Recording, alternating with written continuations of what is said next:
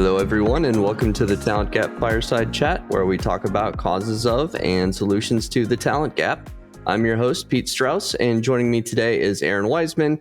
She is a personal friend of mine and a longtime friend and acquaintance, but hopefully we can have her talk about her background a little bit. But she's a people and talent specialist over at Mox 5. Welcome, Erin. Hey, how's it going?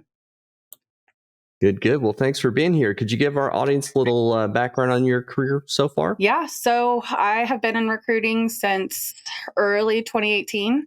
I had never done it before. I got into it thanks to you for convincing me and bringing me on to step out of my comfort zone. I had been in customer service for about 10 years and was getting very, very burnt out of the same thing every single day and dealing with very upset people for no reason. So felt it was a good time to make a leap. And yeah, been in recruiting ever since then. Started out in external recruiting, working for multiple clients. And I am coming up on my 3-year anniversary with Mox 5 next month. So I will have been an internal recruiter for about 3 years now. So definitely different, but fun. So I'm enjoying it.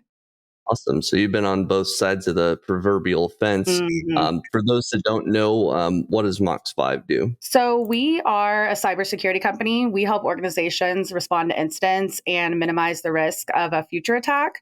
So we do that through a combination of our technical experts and proprietary platform. We basically bring order to chaos and delivered a tailored approach for clients of all different sizes in a faster and more efficient way than a traditional cybersecurity firm. Gotcha. Okay, cool. So, obviously we talk a lot about the talent gap here on the show, and you've been on both sides of the fence in Mhm. recruiting, internal and external. Through all of that experience that you've gained, and you've been in security now for 6 years in recruiting. Mhm. Uh, would you say that the talent gap, as people talk about, is that a real thing? And if it is, what would you say it looks like?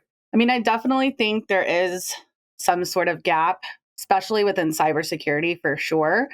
Um, there's a lot of people coming in at the entry level, which is great. We need more people to come in at the entry level because otherwise there's no future. But at the same time, the best experience is really gained through being hands on and actually being in the situation. So, schooling, certificates, those are all great, but you really gain your strength from being hands on, which obviously comes with years of experience. So, the cybersecurity world is small. People think that they think it's big, but it's really not. There's, very few people at the level that a lot of companies really look for. So we have this heavy influx of entry level people with not enough entry level positions, and then very small amount of people at the senior level that a lot of companies really look for. So definitely think there's a gap between it for sure. Yeah, for sure. And you basically echoed what I talk about all the time Hmm. is that there's really no shortage of people trying to break into the industry. Right. There's a shortage of those jobs. And then there's a shortage of actual people for the senior level jobs, at least in some disciplines. Yeah. And I don't think it's evenly distributed. Yeah. I'm trying to think off the top of my head what a good example of a subdiscipline of security that has enough people, because it does seem like there's a lack in certain areas. I think, DevSecOps would be one, cloud security. Hmm. Good senior IT auditors are always in short Yeah. supply. There's never been enough of those. Um, do you have, I guess, any insight as to what you're seeing in the market as far as what's an in-demand skill set that we don't have enough people? I mean, honestly, it, even just DFIR, like, to be honest with you, I mean, there's a handful, obviously not a handful, but there's like basically a handful of the people at that really senior level with the years of experience of running engagements and working with clients, having the technical side of stuff as also having the client facing side of things where they're able to do a bit of everything. You know, I feel like there's not a lot of people really, or maybe it's more so they have gotten burned out, so they've gotten out of that space. But either way, I feel like there's definitely not as many really senior DFIR people as we think there is.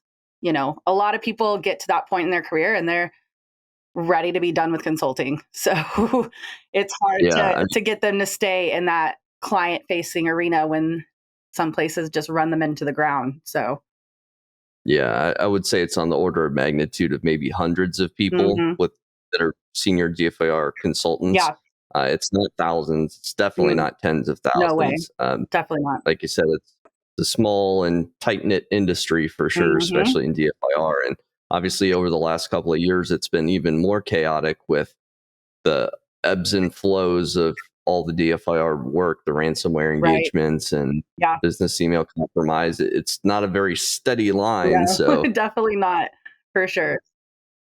I think we've both seen probably some pretty crazy layoffs in the space, and now it seems like we're recording in October of 2023.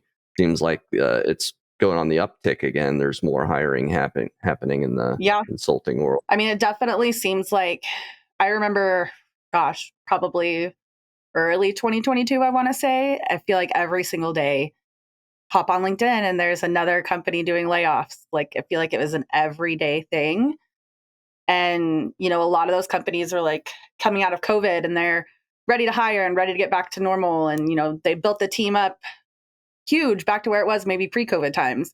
And then, early 2022 happens and there's like barely any ransomware attacks. And all these companies that built up these huge teams have to cut back.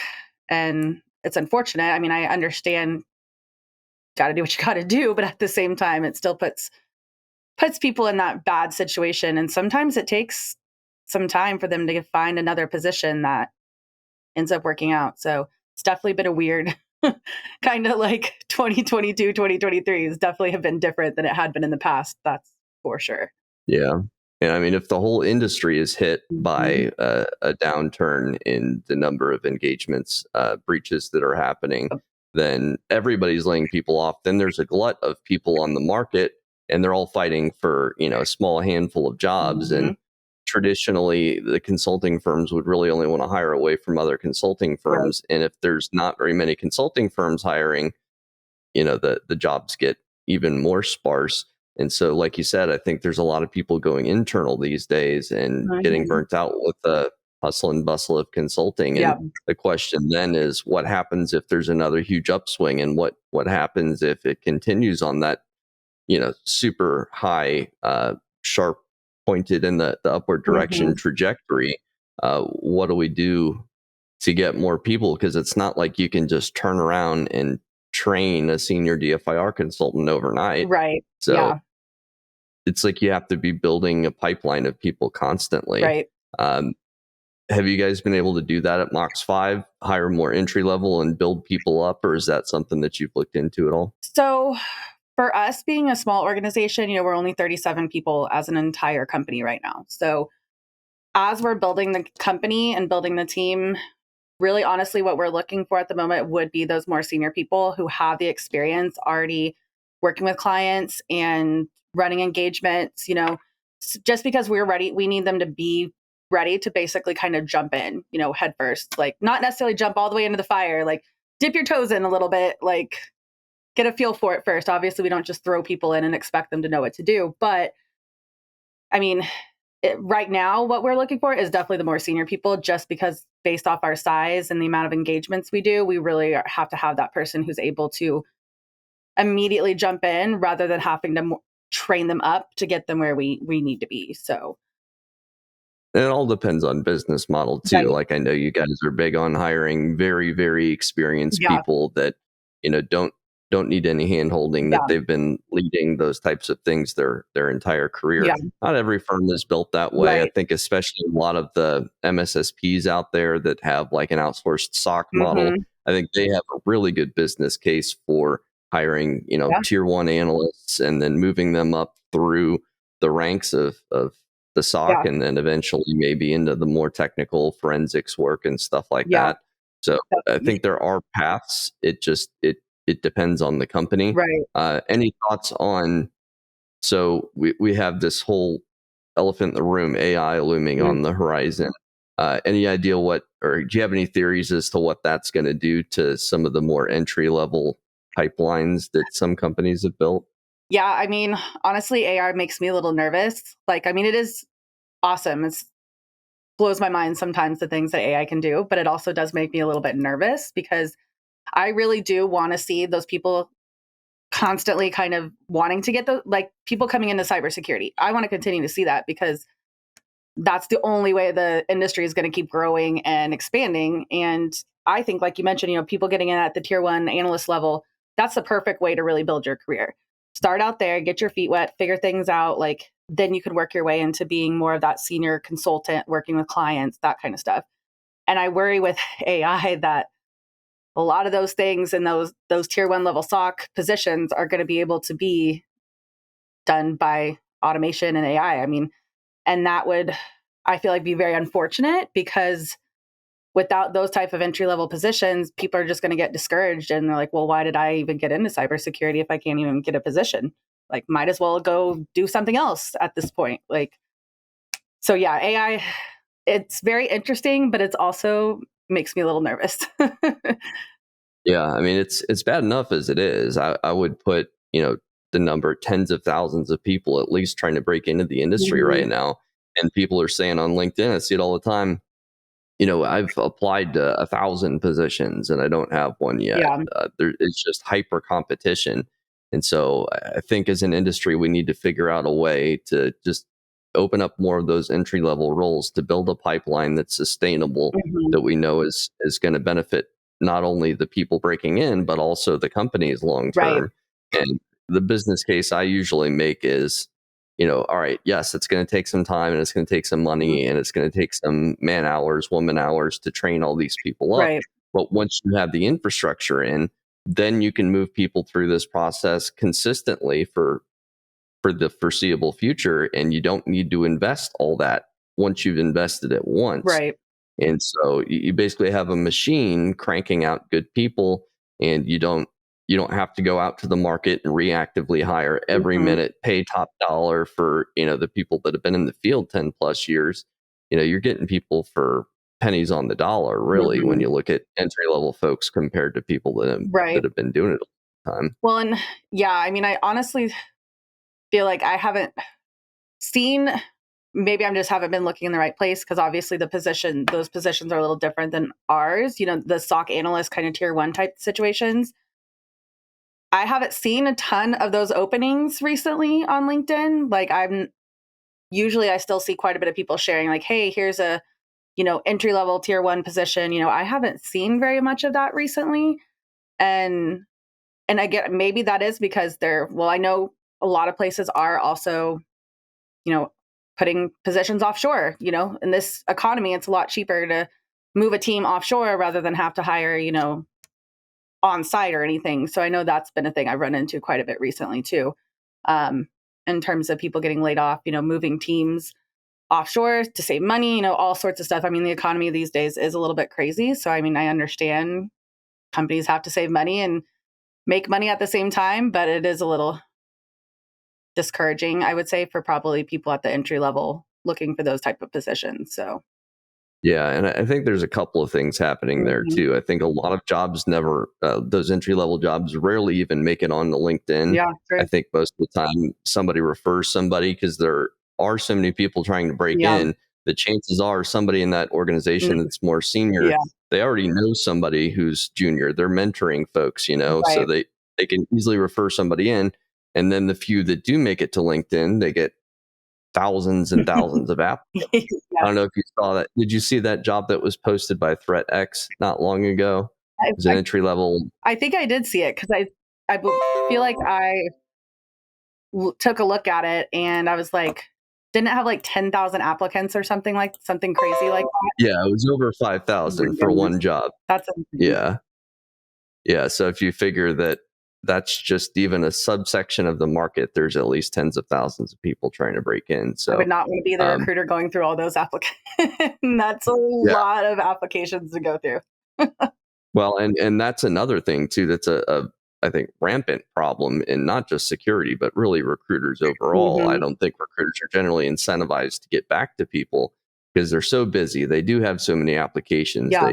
Any good recruiter's got 15 LinkedIn tabs open at once. Mhm. So um, do you get back to every applicant? And if so, could you make a case for it? So I definitely we don't post a ton of open positions online. I mean, it's usually more so me reaching out to people that I find, but we do post. We have our positions posted on our website, so we take applicants that way. And I have posted some positions on LinkedIn in the past. I wouldn't say I had the best turnout necessarily. You know, there was a lot of applicants, but I'd say between 70 and 80% were not necessarily people even in the right field. But again, maybe people wanting to get into cybersecurity, and just the position we were looking for wasn't the kind of entry level position that they would have been a fit for. So I definitely try to make sure I get back to everybody. I know probably throughout my 6 years, I probably have missed a few people, and I hate to even think that because I pride myself on being as communicative as possible. But I'm sure there's probably a few people I have missed. But I mean, I think whether someone's a fit or not, whether even you spoke with them or not, getting back to someone is crucial in recruiting. Building that relationship, giving yourself a good reputation that you genuinely care about these people who are taking their time to reach out or apply for a position. I think that's important. So Totally agree. Yeah. I mean, anymore, it's like you just get back to somebody and that's a wow experience for them. They're so jaded with being ghosted constantly yeah, and just not hearing back right. from anybody ever. So yeah, that's a great point. You also bring up a great point about posting jobs versus going out there and finding Mm-hmm. people.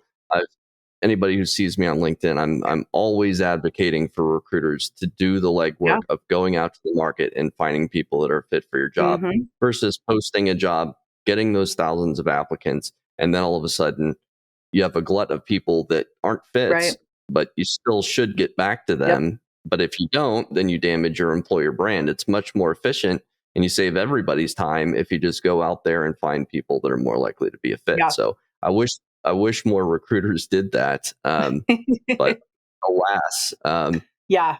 and I don't think they do. I don't think there's that many anymore who actually do that, honestly. yeah, and I think whether it's internal or external, it is the people that care and Mm-hmm. that understand that the best people may not actively be Yeah. looking. In this market, more so. In this market, I think we have a lot of really, really good people that are Yeah. actively looking right now that typically weren't a year ago. It's Mm-hmm. not to say that inherently that there's something wrong with being actively looking. Right. I do think some hiring managers have that bias, though. I don't know if that's something you've encountered over the years, or Um, maybe some other biases that you've encountered over the years. I mean, in this day and age, like I don't see it as a bad thing to be actively looking. If you're in a position that you're not happy with, that it's not where you see yourself being long term, I I mean, more power to you to go start looking. I mean, a lot of people just stay in positions because they feel comfortable and they're like, oh, well, it pays my bills. I'm comfortable here. I've been here X amount of years. I understand that. That's how I was at my previous job in customer service for 10 years. I was probably unhappy for half of those.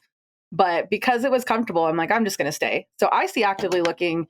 When I see those green banners on LinkedIn, I am jumping on messaging those people, whether they may not even be looking for consulting, but typically they're more open to a conversation and, just finding out what they are looking for, even if it's not a fit, it's worth the 15, 20 minutes of your day because who knows? But I definitely don't see it as a bad thing for sure. But I have noticed a lot recently that a lot of the people who I'm speaking with aren't actively looking. They are just kind of like a little unhappy. So they want to put those feelers out there and see what's out there. But yeah, I definitely think actively looking, and doesn't hurt to advertise it. I mean, if your employer knows that you're actively looking and you're still working and they don't care that you have the banner up on LinkedIn, then put it up. You never know which recruiter that reaches out to you and sends you one of 500 messages could be the right position for you. So better than having to go out and apply to 100, 200 jobs, let the people come to you. Yeah, for sure. When I do my career guidance calls, that's a big part of it. Mm-hmm. Is optimize your profile with Yep. keywords and stuff like that, so recruiters can find you and you don't have to go manually. Right. Like passive income, basically, Yeah. passive job income. So yeah, that's a great way to do it. Mm-hmm. Yeah, and the reason I bring up the whole actively versus passively Mm-hmm. open to hearing opportunities is I think it is a bias that I've encountered over the years. Sometimes I'll hear a hiring manager say, "Well, why are they looking?" And I'll say, "Oh, they were laid off, Mm-hmm. or there's a reduction in force." And then often the first response is, "Well, why? The good people don't get laid off." Mm-hmm. I've heard that I, before, I and mean, it frustrates me to no end. But right. That's because that's not always true. I mean, I know maybe some situations it could be, maybe the bottom performers are the ones that they're laying off. But I feel like a lot of times, especially recently, it's like, oh, first, last one in is first one out situation. Like yep, they could have taken the job 6 months ago and been performing stellarly the whole time. But yet, because they're new, they're going to be one of the first ones to go. And that's not even always the case. There's sometimes people have been there for, I mean, I've talked to someone who was at the company for like 7 years, like helped build a whole department from the ground up, did a ton of things for them, and was part of like a second round of layoffs over the summer. And do they give them a reason typically when they lay them off? No, it's we're reducing the workforce or budget cuts, that kind of stuff. So I don't necessarily feel like the people getting laid off, it's performance based. I mean, I'm sure there are such certain situations. I just think it's sometimes the bad luck of the draw with the yeah, situation sometimes. So I try not to see that as a bad thing for sure, because there's nothing yeah, they can no, do about it. So I don't feel yeah. like they should be penalized for it. Totally agree. Totally agree. It's all about the individual, I think, and Mhm. hearing them out and hearing them tell their Yeah. story. I think far too many hiring situations are they're more narrow-minded than they could Mm. be, where there's a sense that somebody needs to come from the exact same type of company, direct competitor. They have to have the exact right motivators. Everything needs to line up just perfectly. Yeah. When I think each person is their own unique individual, they have their own circumstances. And if they're able to weave a really good story about, why they're looking, why they're a good fit for your organization and stuff like that, give them a shot. Yeah. Uh, Definitely. and same thing about hiring companies. So often hiring companies will ask the world of people, but they're not able to tell that story about why they're a great place to work. It's like, well, here's our benefit sheet, Yeah. uh, and here's the job description. There you Right. go. Yeah. But I think the power of story is impressive. Can you think of, I guess, any situations that you've encountered over the years, or stories, or hiring successes that you've had over the years that were Yeah. kind of a good selling I mean, point for you? honestly, like it's the external recruiting world and internal recruiting is definitely so much different. I have to say, your external recruiting, you have multiple clients, you don't necessarily know exactly like what the culture of the company really is because you're just hearing it secondhand. So you don't actually know, like, okay, are they just telling me this? Like, is this how it really is? So sometimes in those situations, it was harder to convey, like, this is what the culture's like when someone asks you, oh, what's the culture there? Because that is a very, very important thing to people these days. Like, I would say, especially probably in the last 4 years, I hear more about people looking for the right culture than even looking for like a certain compensation. They're like, oh, I'm flexible on compensation if it has the right culture where I feel like it's my long-term home and I'm comfortable and they care about their employees. So just coming from an external perspective, that was harder just because I wasn't part of that company culture. But, being internal, I mean, just helping grow the company from where it was when I started has been amazing. I mean, I can genuinely say Mox 5 has a great culture because I live it. I'm part of it. I help build the culture and encourage it. And we have a great team. So, I mean, overall, just the success I would say is, helping build the team here has been amazing. And being able to watch the people that I've brought into the company succeed and grow is huge for me. Like, that's like the biggest payoff ever is just watching those people that you like brought in really take their career to like the next level and see them be successful and genuinely happy in a position they're in where they know they can thrive. And I mean, a small company is a lot different than a big one too, I have to say, in terms of culture. you actually have a direct line of communication to leadership and they genuinely care about what you have to say. And I've talked to a lot of people at big companies. I'm not going to name any names, but they're like, yeah, I have about 4 different managers, and I don't know if I've ever actually had a conversation with my legit direct manager. And to me, that's crazy. Like, to be working for someone and you don't even necessarily know, like, who's telling you your goals for each quarter. Like, if you don't ever talk to them, you need something to work towards each quarter to build yourself as a person, not just help the company. Like, you need to be able to build yourself consistently and your career. So I don't know, it's just weird to me that some places don't even value their employees' personal growth. It's more so just like, I need you to hit these hours every month, or, you don't get a bonus, something like that. It fosters a culture of burnout for sure in those situations. And also just like that they don't genuinely want to see you as an individual be successful, I feel like. So yeah, that was my Yeah. rant. Yeah, no, that's true.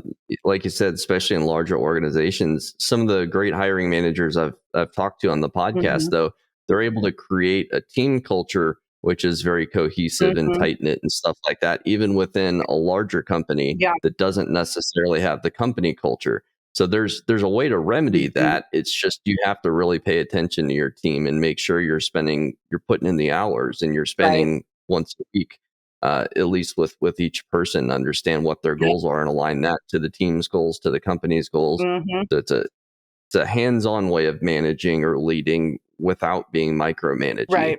And sometimes that can be a tough balance to strike for sure. It definitely, Um, yeah. I think for sure that could be it could be hard too.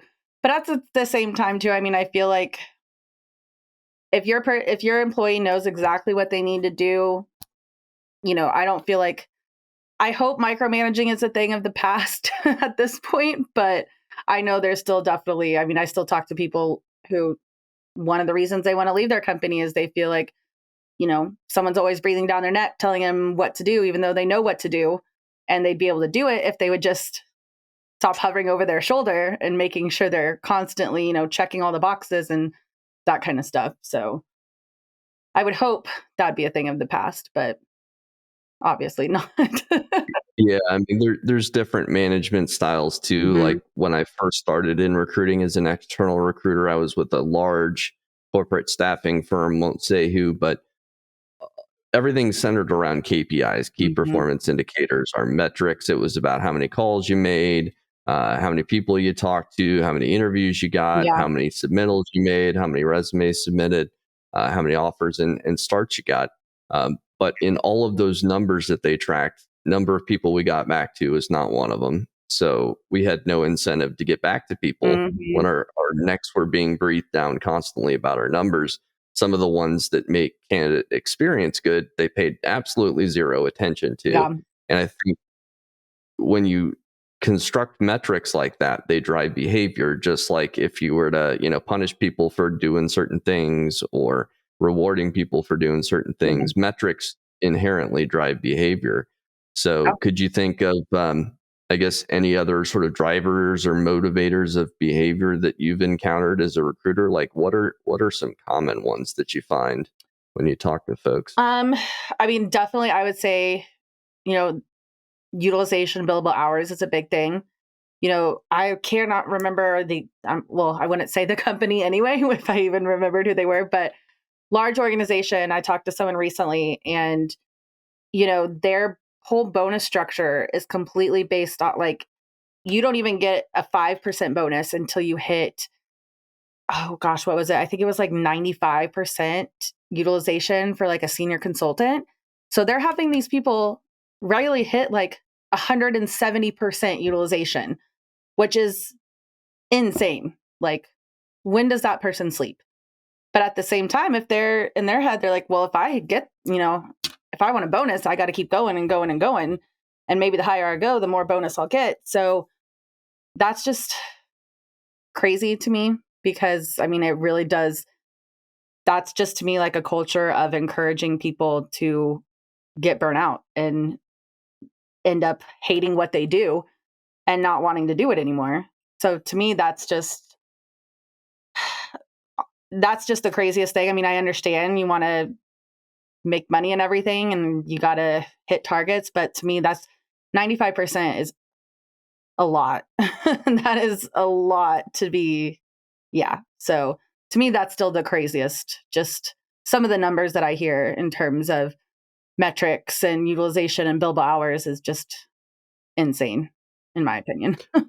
Well, yeah, and to me, it's all about sustainability. So Mhm, yes, you may out of necessity get more productivity out of that person in the short term because mhm, they're so highly utilized. But right. in the long term, how long can they do that without their work product suffering? So quality Mhm, inherently goes down. It's an inverse relationship between quality and yep, numbers of hours worked past a certain threshold, I'd yeah, imagine.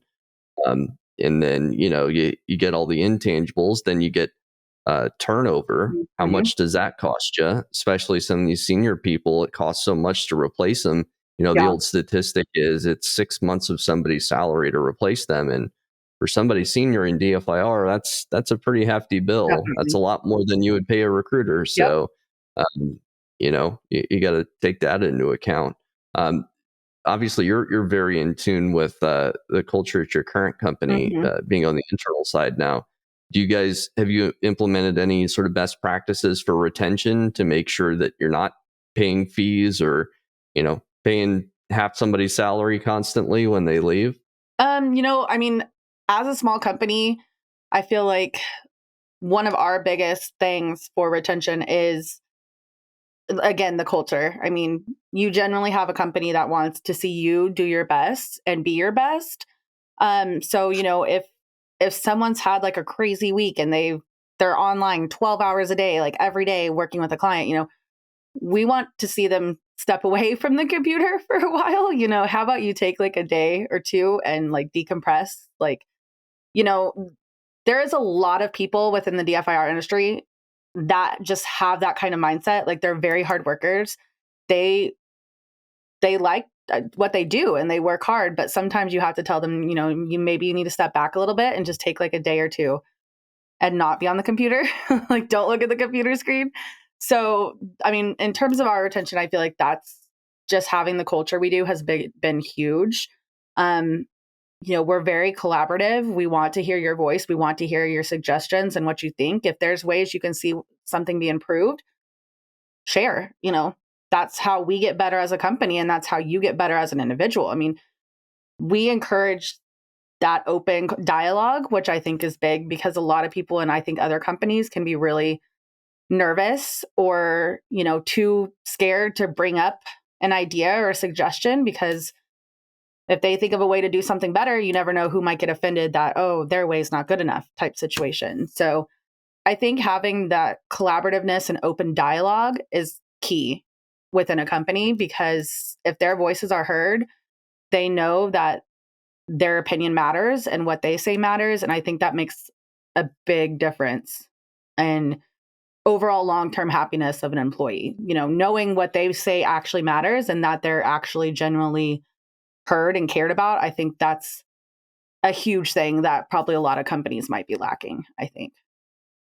Yeah, and I imagine that tone has to come from the top as well. Oh, You yeah. can't have, uh, you know, base level, bottom level employees advocating for that sort of thing and then just somehow implementing it within the company. It's Right. the executive team that has to either come up with or be bought into that idea and pass that down so Mhm. that you do get that 360 feedback. You don't always get that, like you said, for No. sure. I think sometimes, and we could talk about the difference between managers and leaders, but sometimes the more authoritarian types of managers, they may see good ideas as a threat to their position Right. of power. Yeah.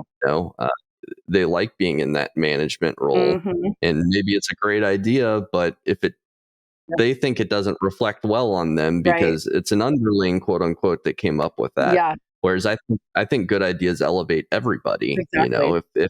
If you have somebody underneath you that had a great idea, well, that's proof that maybe you're at least not getting in their way. So No, I that- agree. I mean, it shows that if you're a leader and you're team that you're managing or the people underneath you are having these like innovative and bright ideas and they're sharing, I mean, that means you're doing something right. Like you have been putting these people in the situations where they're able to foster ideas and like be open to sharing them. I mean, you've obviously been doing something right. So I feel like someone in a leadership position that has people coming to them with those ideas, they should be proud and excited that their team is actually kind of, coming up with these things rather than threatened. But I think there are still a lot of people in those higher level positions where it's like, oh, this person's going to come for my job. Like, I'm not going to share that, or else I'll just wait a while and maybe I'll say it's my idea type situation. Like, which, Well, yeah. yeah. Well, and I think that kind of goes to the idea of succession and progression planning too. Hmm. If you give people a sense of what their next career step is, Yeah. and you have that plan for everybody, that manager doesn't feel as much threatened if there's a good idea underneath them because they know what they got to do to get a level higher. Yep. And then they'll bring up whoever's underneath them to their level, Yep. and then everybody wins. And then, you talk about ways to open up entry level or junior level jobs. That's a great way to do it. Very Succession true. planning and planning for promotions. If you just move everybody up a level, all of a sudden you have an entry level role Hmm. because everybody moved up. Yeah. Obviously, in a perfect world, we're not in a perfect world. It doesn't always happen that way, but it's, at least in theory, it seems like a great idea. Yeah. Um, do you guys have any sort of like, I guess, incentive structure, or I don't know if you could speak to this, but planning for promotions and stuff like that to keep people engaged and, Um, career path wise? so we don't necessarily have like a defined, like, you're in this position for X amount of time before we would even consider you, to move forward type situation.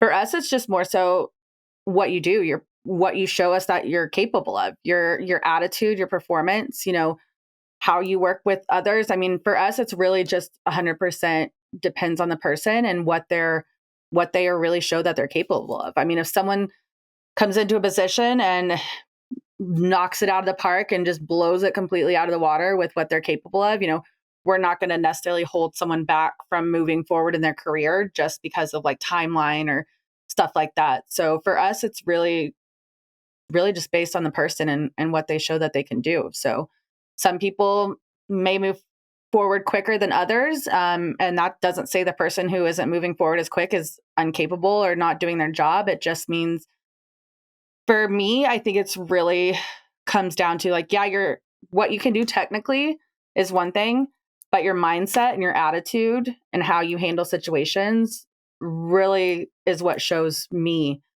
what you're capable of in terms of being in some sort of like leadership role or management role, that kind of situation. Cause not everybody's necessarily cut out to be a people manager. That's a hard job. And some people, I mean, not everyone wants to do it. So, you know, finding the people who have the right mindset and abilities to be in more of that leadership management type position, I really just think it comes down to the person. So we don't necessarily have like a timeline or, anything like that. So Yeah, I think sometimes the larger the organization, the more those things get yeah. firmed up eventually. Hmm. And eventually it becomes too much and it becomes red tape. But Right. it's like small enough, you don't have all these things necessarily Yeah. set in stone. You just don't have enough people. There's no, true hierarchy because you're just not large enough to have a very set hierarchy yet. So yeah, that's pretty common. You brought up a good point about not everybody wants to manage people. Hmm. That's very true. Some people want to manage people, but they may not be cut out for it Right. either. Uh, and you mentioned a lot of intangibles that you would look for in terms of promotions. I find that really interesting because it seems like every hiring manager I talk to, when I ask them what they look for in their people, one of the first things they say is inevitably intangibles. Hmm. It's not technical ability. I think people tend to default to, okay, we're in a technical discipline. Right. Everything that people want to hire is going to be technical skills. But when you hear people talk that are in positions of hiring authority, it's usually soft skills. Yeah. It's, how do you interact with people? How do you get more budget for your team? How do you get a certification approved? Right. Um, how do you talk to a stressed out client, like in the case of a breach? Mm-hmm. That's not something that everybody innately has. Yep. Do you think some soft skills can be taught, or are they fully innate, or somewhere in Um, between? I mean, I definitely think some skills can be taught, and I think some can be like developed. Some people might have some of the soft skills, or they might have some of those soft skills under the surface. They just need them like fostered and kind of brought out a little bit. But, technical and hard skills, those can be taught. But the way someone acts and carries themselves and how they present them, those cannot be taught. You can't teach a rude person to be polite.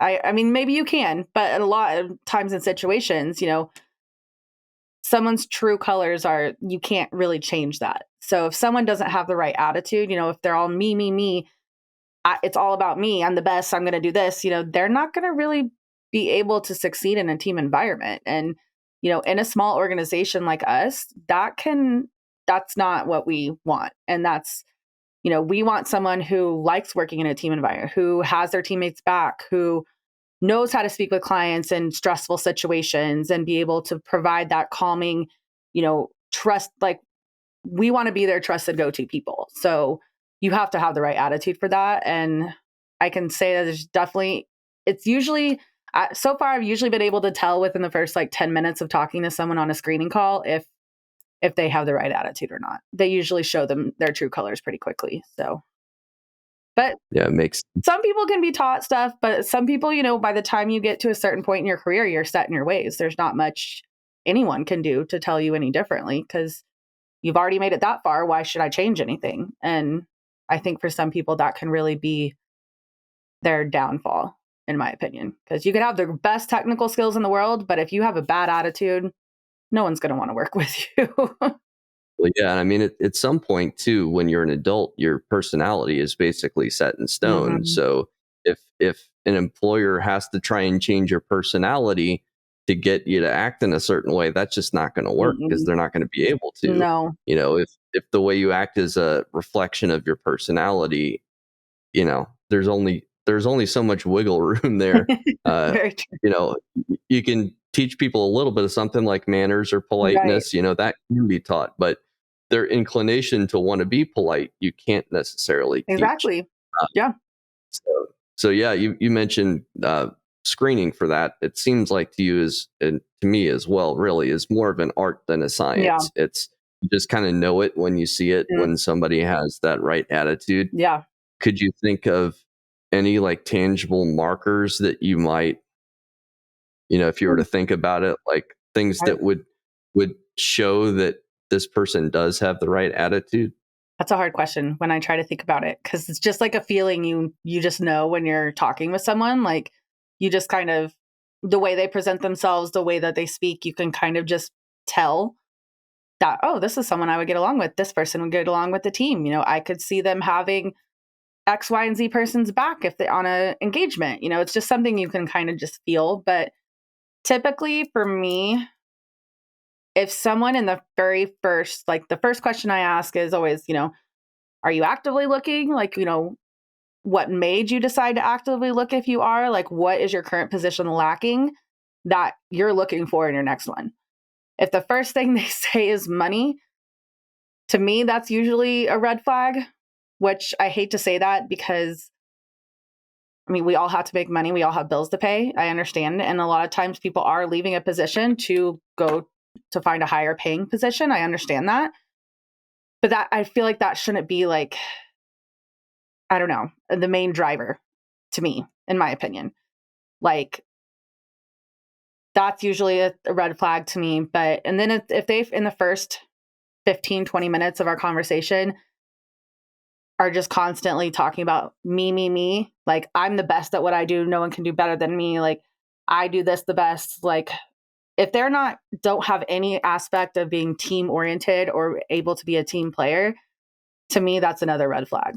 Like, I don't want someone on my team who's just going to be constantly looking out for themselves and how they can look good and how they can be the best. I want someone that's going to be like, hey, I know how to do this. Maybe you haven't done it before. Let me help you out and show you, you could do it this way, kind of thing. So it's hard to say just because I feel like it's all their attitude and how they present themselves. And I mean, I've talked to some people who are so rude within the first like 2 minutes that I'm just like, okay, yeah, thanks. Appreciate your time. Talk to you later. Like I've had people call me the wrong name at our scheduled time to talk. I've had people call me the wrong company over and over again. And I'm like, if you couldn't even take the time to figure out who you're talking to and the company you're talking with, then probably not going to be a fit. Yeah, it's not rocket science. No, It it's really not. isn't. Common When decency you at that get down point. to it. Like, Yeah, I mean, it seems sometimes that it's not so common anymore, but yeah, people getting back to you, being able to, if they are going to miss your call with them, let you know why and that they're right. rescheduling or whatever it may be ahead of time. That's something that's very important. Yeah, Professionalism on all fronts. 100%. I I think I think context is everything too. Mhm. So you could talk to somebody where they're looking for an increase in pay, but maybe they're making half of Right. what market wage is, and they have a friend that just moved on, and they know Yeah. that they're so vastly underpaid. There's no sense in continuing Oh, that for sure. when Yeah. No, that there's something situation better. definitely is understandable. And I've talked to some people, and I appreciate their transparency when, I'm speaking with them about compensation expectations, because I know no one really likes to have that conversation. Like, no one likes to talk money. But at the same time, I want to know what you're looking for because I don't want to waste your time.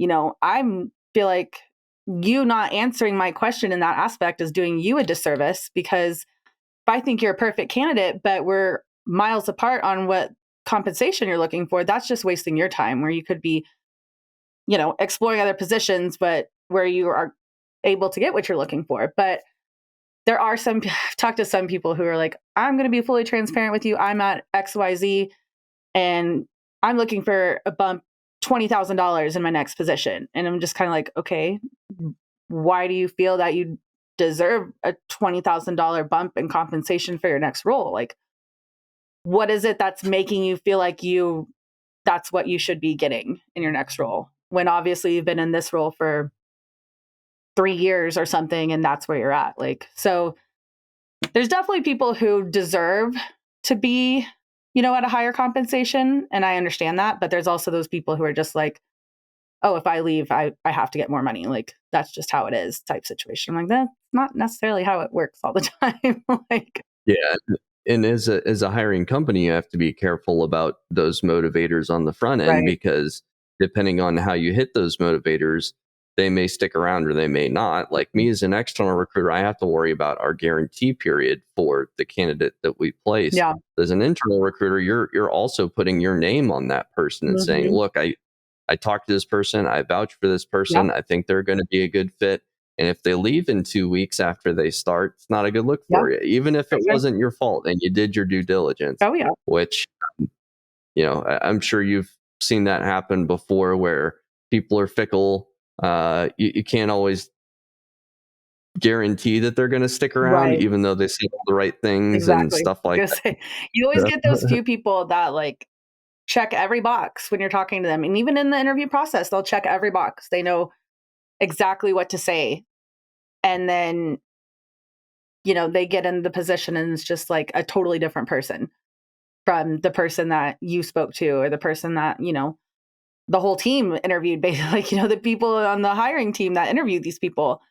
That's definitely frustrating, I would say, for sure. It's not, I guess, not necessarily frustrating. It's just kind of like a jab in the heart. Cause every person that I invest in and say, this was a great candidate, like I have faith that they could do the job and I think they'd be great. If it turns out that they weren't, it's like almost a little jab to like my self-esteem as a recruiter, being like, what did I miss? What could I have seen? Like, what did I do wrong in this situation as to leading to what happened? So yeah, it can.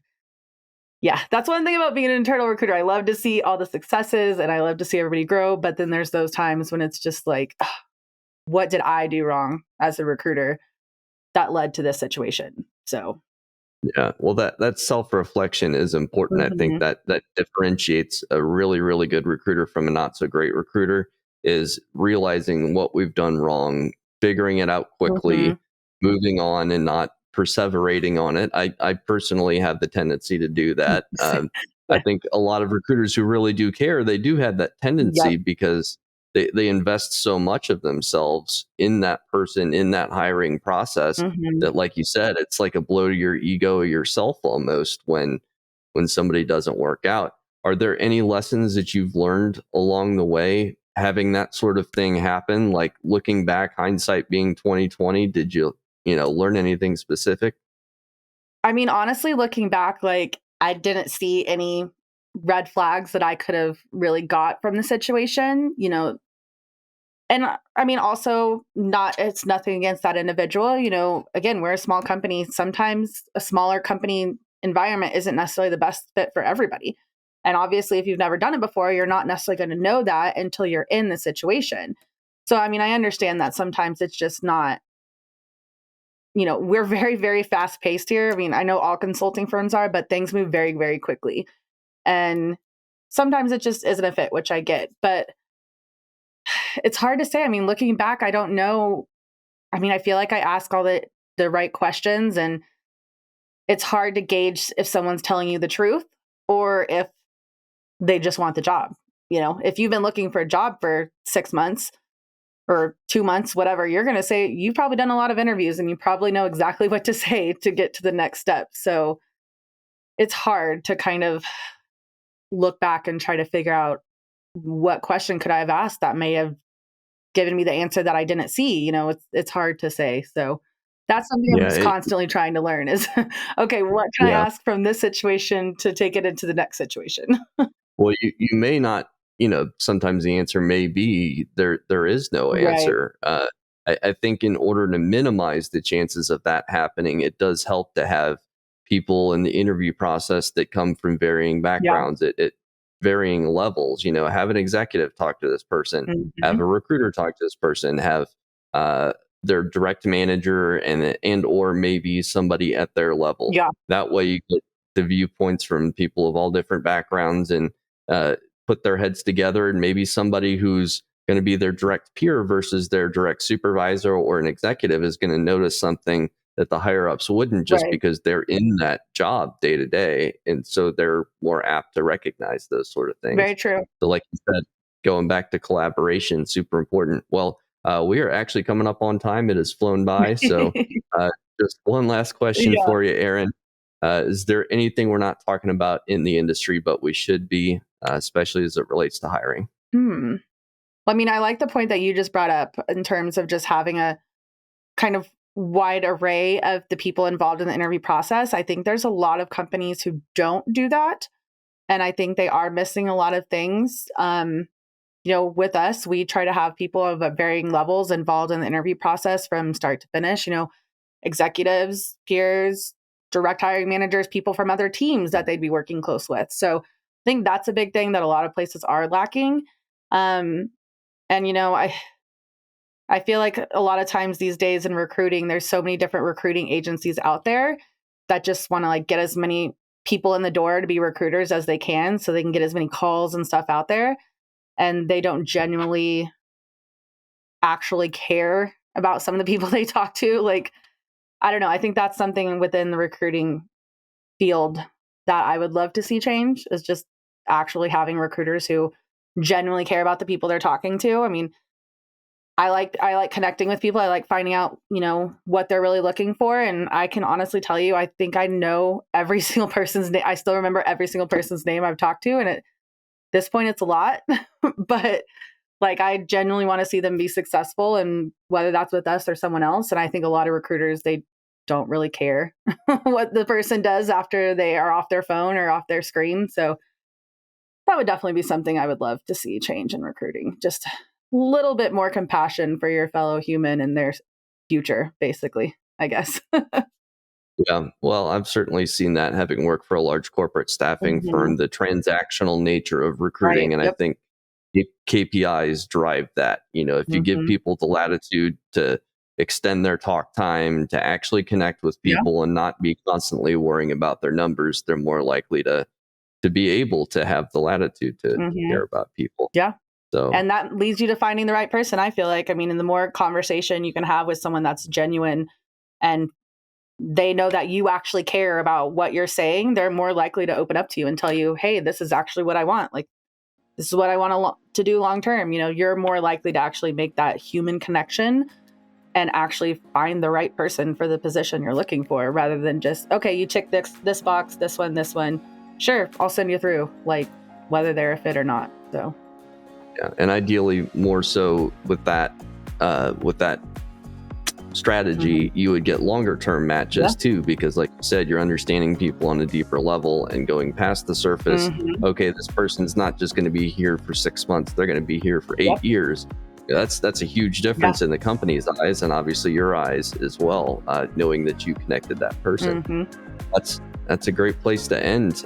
If people want to find you online, Erin, what's the best way to do so? You can find me on LinkedIn. Just type in Erin Wiseman. There's not too many of us out there, so hopefully I'll be the first one that pops up. Or, take a look at our website, www.mox5.com. You can find out a little bit about our company, and I am on the About page. You can click on my profile picture, and it'll take you straight to my LinkedIn. So, all right, great. Well, thanks for your time, Erin. Thanks, everybody. Thank you.